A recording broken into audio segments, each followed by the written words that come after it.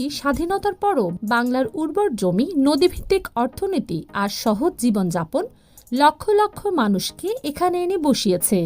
শরণার্থী আন্দোলন, সীমান্ত পরিবর্তন, রাজনৈতিক অস্থিরতা সব মিলিয়েই বাংলাদেশে মানুষের চাপ আরও বেড়েছে। ষষ্ঠ কারণ, অর্থনৈতিক বাস্তবতা।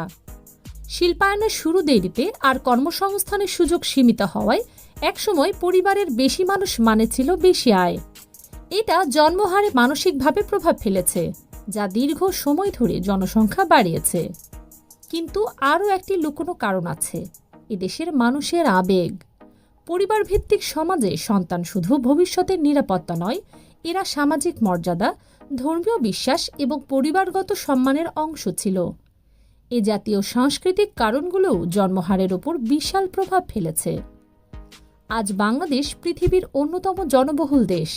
এটা কেবল মানুষের সংখ্যা নয়, বরং হাজার বছরের সভ্যতা, কৃষি, নদীভিত্তিক জীবন, সংগ্রাম, অভ্যাস, সংস্কৃতি সবকিছুর মিলিত ফল।